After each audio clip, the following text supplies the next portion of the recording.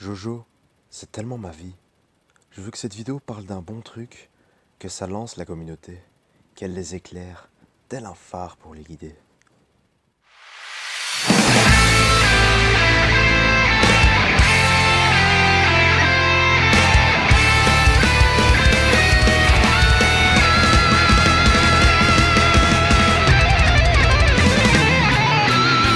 Salut à tous et bienvenue dans l'Empire. Et oui, vous vous en douterez bien, mais ce n'est pas votre brother Sam habituel qui vous parle, mais bien moi, Hirobashi, pour vous servir. Et aujourd'hui, je vais vous parler de 10 points concernant la saga JoJo's Bizarre Adventure que vous ne connaissez peut-être pas. Sur ce, allons-y. Alors Jojo, brièvement, c'est quoi? Eh bien c'est un manga d'Hirohiko Araki sorti en 1986 et qui est séparé en 8 parties distinctes où progresse chaque fois un descendant de la famille Joestar. Donc en gros, vous l'aurez compris, à chaque arc, on a un nouveau Jojo. Pour commencer ce top, eh bien, nous allons parler de l'adaptation en film d'animation de la première partie du manga Phantom Blood. En effet, elle était prévue au Japon pour le 17 février 2007, au cinéma pour l'anniversaire des 20 ans du manga. Mais apparemment, ce fut un échec, car on n'aura jamais eu droit à une sortie DVD chez eux comme chez nous. Ce film restera donc un mystère pour nous, car il est introuvable sur le net et ne possède pas de traduction.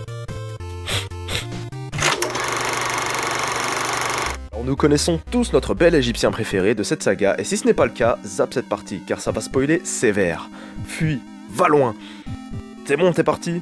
Ok, donc Mohamedo Avdoru, ou comme on dirait chez nous en Occident, Mohamed Abdul, car oui, c'est l'accent japonais qui change le Abdul en Avdol. Mais bon, ça on s'en fout, c'est pas de ça qu'on va traiter. Mais bien des morts de ce personnage, car oui, il possède au moins 3 morts dans la série. Sûrement le personnage le plus mort de la série. Pardon. Tout d'abord, dans le manga, il meurt d'une balle dans la tête face à Whole Horse. Mais les fans étant déçus de cette mort et exprimant leur indignation à Araki, il le refait apparaître, faisant ainsi son grand retour devant les yeux ébahis de ses amis. Mais tu crois qu'Araki en avait fini? Eh ben non mon gars, parce qu'il ne l'a ressuscité que pour mieux le buter, car oui, il meurt de nouveau face à Vanilla Ice en tentant de sauver ses compagnons, et ça c'est beau putain, ou atroce, au choix. Nous n'étions pas prêts face à une telle mort, franchement, je me souviens avoir eu des frissons face à cette scène, quand c'est juste ouf, on n'est pas prêts. Et cette mort-ci, malheureusement, cette fois-ci est définitive pour le personnage. Ou pas. Ensuite, il a aussi une autre mort qui ne figure pas dans le manga cette fois-ci, mais qui a été ajoutée dans les OAV sortis en 1993. Et dans cette version, il meurt tué par Dio qui permute grâce à The World et le fout dans son cercueil. Et en gros, il meurt tué par Vanilla Ice, un peu comme dans le manga, mais comme un caca. Voilà. Autant dire que c'est la plus nulle des trois. Yoshikage Kira, grosso modo, c'est le grand méchant de la partie Diamond is Unbreakable. C'est un tueur en série, psychopathe, qui désintègre le corps de ses victimes, en général des femmes, et ne garde qu'une de leurs mains avec qui il entretient une sorte de relation morbide. Bark. Si t'as pas fini l'arc 4, zappe ce point, car je suis obligé de spoiler pour raconter cette anecdote. Donc bien évidemment, Yoshikage finit par être vaincu et meurt. Et c'est là que ça devient intéressant, car Araki a créé plus tard un one-shot nommé Dead Man's Questions, où on suit l'histoire d'un esprit vagabond et amnésique qui accomplit des contrats où il tue entre guillemets des esprits en échange d'argent. En faisant ça, il espère trouver un sens à sa vie. Et vous me direz, mais quel est le rapport avec Yoshikage? Eh bien justement, à la fin du premier chapitre, on nous révèle que cet esprit n'est autre que notre tueur préféré de retour parmi les morts. Lors de la sortie du jeu vidéo JoJo's Bizarre Adventure All-Star Battle, qui comprenait une figurine de notre Jotaro national avec son stand Star Platinum, Namco Bandai a mis en enchère une version unique de cette figurine pour ramasser des fonds pour la charité de jeux vidéo Games Aid. Cette version, comprenant pas moins de 6000 cristaux imprégnés dessus, fut mise aux enchères sur eBay et dépassa 20 fois le prix initial de la version standard. Elle serait estimée à pas moins de 2000 €, ce qui est juste dingue. Je ne sais pas s'il existe d'autres figurines de ce genre, ou si tout simplement elle est unique, ce qui serait vachement stylé franchement, mais en tout cas je me dis aussi que ça aurait été cool de mettre par exemple un Josuke au lieu de Jotaro, vu qu'il possède Crazy Diamond, vous voyez ce que je veux dire quoi. Mais bon, Jotaro reste le chouchou des japonais, et puis on l'adore tout autant, voire plus, donc je vais pas faire ma mauvaise langue plus longtemps et passer au point suivant. A l'occasion de la Coupe du Monde de football de 2002, Araki proposa une illustration de Giorno Giovanna de toute beauté que vous pouvez admirer, et j'ai rien d'autre de bien intéressant à dire dessus en fait, donc c'est toujours bon à savoir, non? Saviez-vous que le stand favori d'Araki Sensei n'est autre qu'Harvest, ou Harvesto en japonais, bon c'est assez chaud à dire, mais donc c'est le stand de Shigekyo Yangu, alias Shigeshi pour les intimes. Ben quoi? Bah c'est bon, j'ai tout dit, t'attends quoi d'autre? Et passons au suivant. La saga JoJo's Bizarre Adventure a eu droit à une première publication en Europe avec l'édition J'ai lu.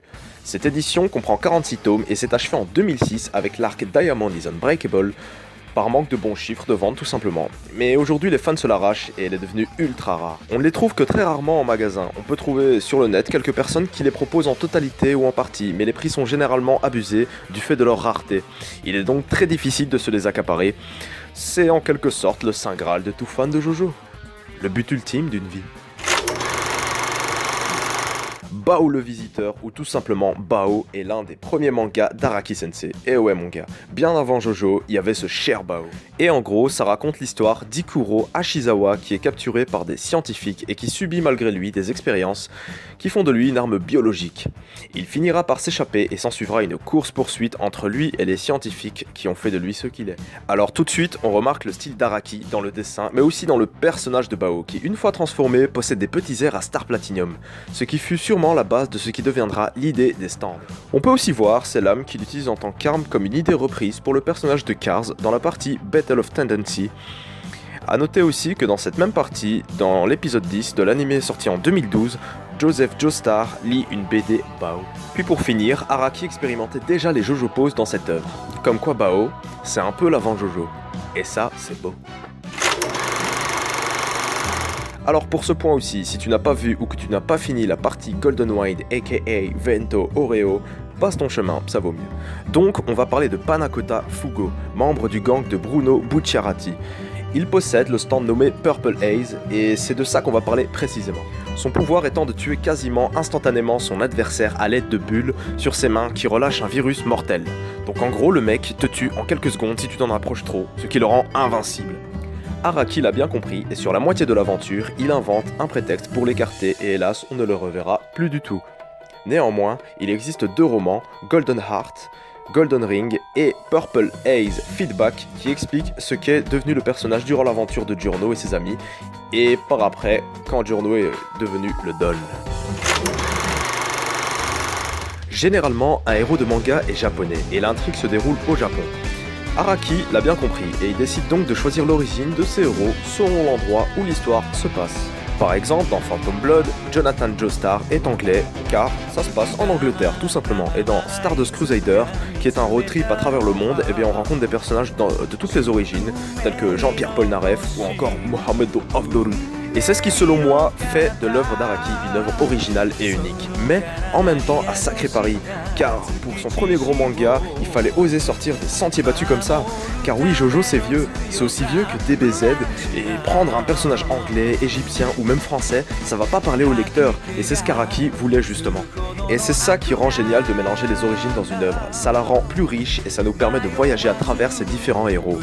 Et comme l'a dit notre cher Araki dans une interview, que je mettrai probablement dans la description, le dessin ne connaît pas de frontières.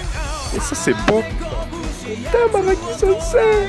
Enfin, pour conclure la demande d'un abonné, je vais mettre une photo de Boobs parce qu'il me l'a demandé, et on est comme ça dans l'Empire, on aime donner aux abonnés, donc voici, pour toi, c'est cadeau. T'aimes bien? T'en dis quoi?